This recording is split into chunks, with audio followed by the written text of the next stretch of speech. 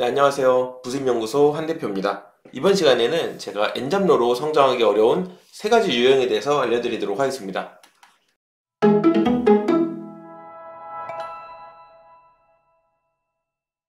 누구든 부업은 할 수 있지만 여러 가지 부업을 하는 N잡러, 그 중에서도 프로 N잡러로 성장하기 어려운 사람들이 있습니다. 그 세 가지 유형에 대해서 이번 영상에서 한번 알아보도록 하겠습니다. 우선 그 전에 제가 말씀드릴 것이 있는데요. 만약에 자기만의 전문 지식이 있다면 그 스킬을 이제 가지치기를 하면서 N잡으로 도전할 수가 있습니다.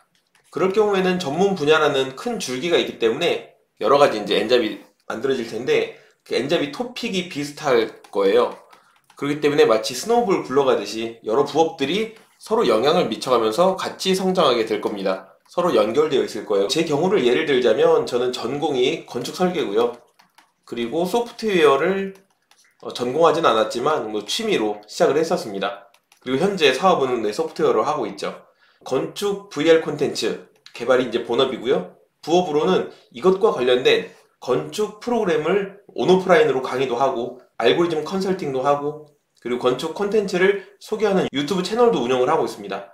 전혀 연관 없어 보이는 그 외에 무인라면이나 무인독서실 이런 것도 있으나 이런 것 또한 인테리어 디자인 하거나 시공할 때는 제 나름의 전문 지식이 쓰이기도 했었습니다. 대학을 어딜 나왔든 나오지 않았든 상관없습니다. 본인이 다른 사람보다 잘하는 나름의 그 전문 지식이랄 것이 있다면 그것으로 부업을 가지치게 하는 것은 정말 쉽습니다. 이거에 대해서는 다른 영상으로 자세히 말씀드리고요.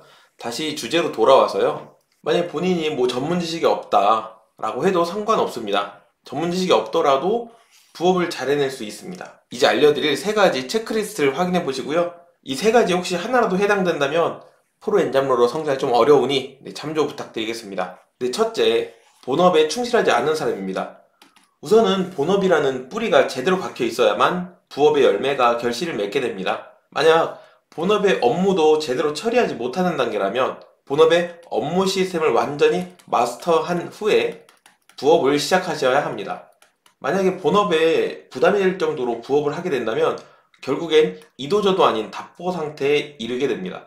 본업의 업무를 제 시간에 잘 마친다면 퇴근 후 아니면 주말 이런 시간에 다양한 부업을 시도하면서 작고 소중한 부수입을 여러 개 만들어낼 수 있게 됩니다.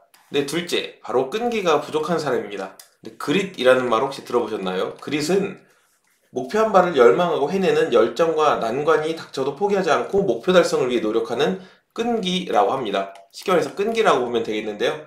만약에 정말 턱 끝까지 숨이 찬 상태에서 몇 걸음이라도 더 갈 수 있는 불굴의 의지라고 보면 되겠네요. 열정 없이 1위 유지되는 경우는 있지만 끈기 없이 1위 유지되기는 어렵습니다. 전문 지식이 없더라도 끈기만 있으면 50%는 먹고 시작하는 겁니다. 아무리 본인과 잘 맞는 부업이라도 작업에 익숙해지려면 시간이 필요합니다. 부업에 발들인 지 2일 만에 당장 큰 수익을 바란다면 뿌리가 튼튼한 N잡러로 성장하기 어렵습니다. 하나의 부업이라도 프로처럼 배우고 접근한다면 튼튼한 수익 파이프라인이 만들어지게 될 겁니다. 그런 식으로 조급하지 않게 하나씩 늘려가시면 됩니다. 셋째는 시간 약속을 잘 못 지키는 사람입니다. 부업 중 대다수는 사람을 상대로 하는 그런 겁니다. 사회처럼 신뢰 기반으로 움직입니다. 그렇기 때문에 이상한 완벽주의 성향이 있어서 마감 기한을 못 지킨다면 그리고 그 일이 계속 반복된다면 고객과의 신뢰가 깨질 수밖에 없겠죠. 제 시간에 제출한 80점짜리 결과물과 5분 늦게 제출한 100점짜리 결과물이 있다면 이 중에서는 80점짜리가 오히려 훨씬 더 낫습니다. 그리고 많은 경우에는 그 특정 일자가 지나면 가치가 아예 없어지는 것들도 있습니다. 마감기한이 있을 경우에 말이죠. 진짜 완벽주의자는 마감기한을 놓치는 법이 없습니다. 만약에 습관적으로 시간 약속을 잘 못 지킨다면 반드시 이 습관을 고친 후에 N잡러에 도전하셔야 합니다. 이렇게 오늘은 N잡러로 성장하기 어려운 세 가지 유형에 대해서 알아봤고요. 전 또 다음 영상에서 인사드리도록 하겠습니다.